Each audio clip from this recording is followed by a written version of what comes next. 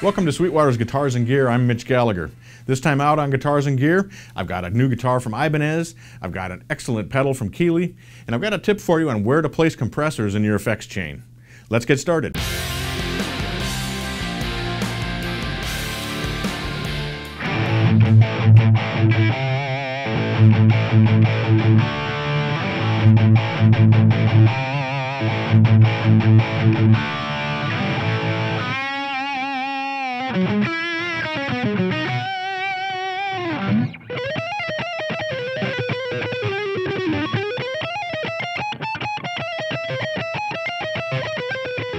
The guitar we're checking out this week is the Ibanez S970W, and it's a guitar that's definitely built for speed. It has a super fast wizard neck on it and an ultra thin body that's made from mahogany with a beautiful walnut top.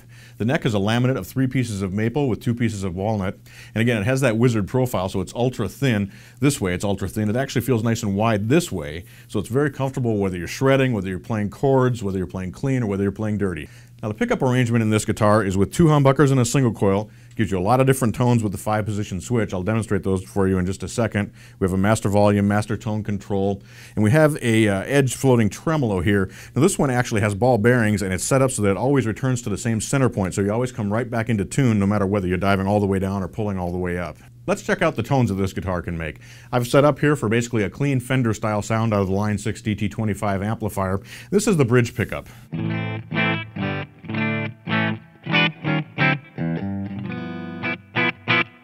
It's a nice bright pickup, but it has a lot of meat to it, a lot of chunk on the bottom end. When we switch to the second position, we combine the single coil middle pickup with the bridge humbucker. And it gives us that out of phase single coil kind of sound that's real nice and quacky, but still has a lot of articulation as well. When we're in the middle position,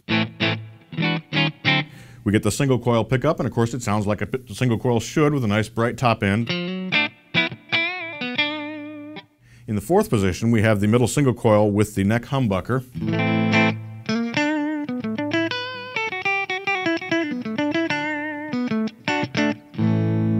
Again, it's a nice out-of-phase kind of tone.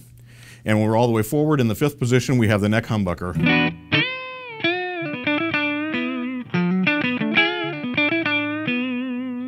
But Ibanez's voices pick up, so it has a lot of nice top end to it. It's almost a single coil top end with all that meat on the bottom end from the humbucking pickup. So it's a nice combination of the 2 tones that works really well whether you're playing clean or whether you're playing dirty leads. When we add some gain to the equation, that's when this guitar really comes into its own.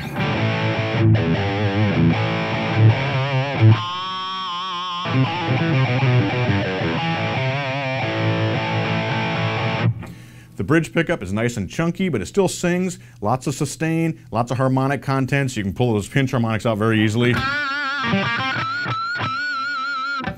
Really jumps right out with those when you want it to. When we switch to the neck position, when we have the gain up,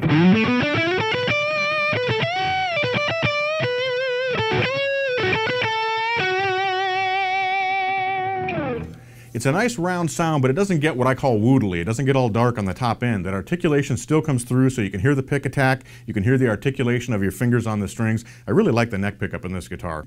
If you're playing hard rock, you're playing metal, you're a shredder, you like to play fast, this guitar can definitely do it for you. That wizard neck that it has on here is so fast and so thin, so easy to get around on.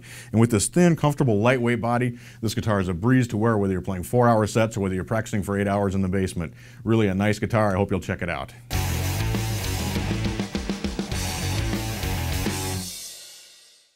Our pedal this week is the Keeley compressor. Now this is the 4-knob version, which gives you extra controls. There's also a 2-knob version. They're virtually identical, except for the fact that the extra 2 knobs have been brought out on top in this particular version. Let's talk about what those controls do. What a compressor pedal does is it brings down the peak in your playing, so the pick attacks and any loud transients that are in your playing style will be smoothed out. You get more sustain and more even kind of a tone. And then you can use the volume to compensate for bringing down those peaks, which gives you even more apparent sustain. It can also be used for a little bit of a boost. Let me show you what I mean. Here's our dry signal.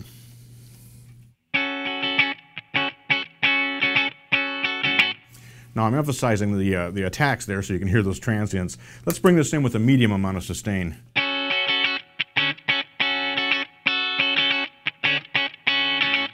even though I'm hitting those pick attacks hard, we're getting a much smoother sound. So I've got the sustain control set for about the medium point. You can turn that way up, which gives you a lot more sustain, or you can bring it down, which doesn't even out the sound quite as much, but it's a little gentler on your pick attack. Now we also have the attack control here. The attack controls how fast the compressor starts to act. So the way I've got it set here is I've actually got the attack control turned all the way up. That lets a lot of the attack through and it gives us a little more natural sound. If we turn that attack control down,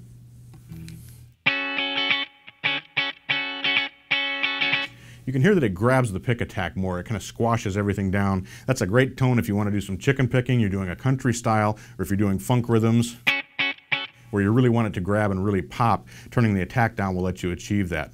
And we've also got a level control. The level control can be used for two purposes. First of all, it compensates for bringing those peaks down so that your volume level stays the same when you bypass the pedal. But it can also be used as an overdrive boost. So we can turn that all the way up. Get our attack turned back up here. Here's our dry sound. Now when we bring in the compressor, we've got a much louder sound, so it can be used as sort of a lead boost if you want to as well. The fourth control on this pedal is the clipping pedal, and what that does is bring in a little bit of harmonic distortion. It kind of squashes the sound a little bit more. So I've got it turned all the way down here. As we bring that up, here's 50%, and here's all the way up. So you can hear it starts to really color that signal, adds a little bit more harmonic complexity to it. It's a little darker. So with that control, you can really adjust the tone when you're stepping on the compressor. I like that when I'm playing more lead type things where I want to smooth the sound out, get a little bit more complexity and a little darker sound, and still have the effects of that compression, that extra sustain, and the boost that you can get from turning that level up a little bit. So this is a very versatile pedal, whether you're using it for clean tones, whether you're using it for distorted lead tones, whether you're using it for funk rhythms, for chicken picking. This pedal can cover them all. A very nice pedal from Keeley Electronics.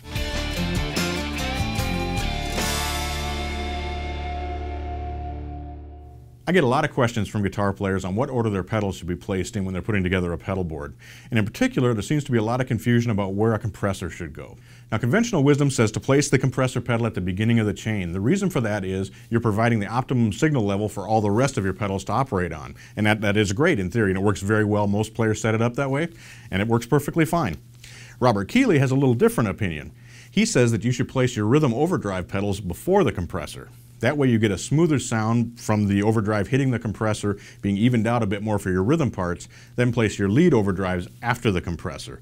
That way you're feeding more sustaining tone into your lead pedals. You also have the option to boost them just a little bit, which gives you more versatility. So the moral of the story is you should try it all those different ways. Place it first in your chain, place it after your rhythm overdrive pedals, place it before your lead overdrive pedals. Try it at different places as well. You'll probably find it doesn't work very well after reverb and delays because it's going to try and raise up the level of those effects, which doesn't work very well.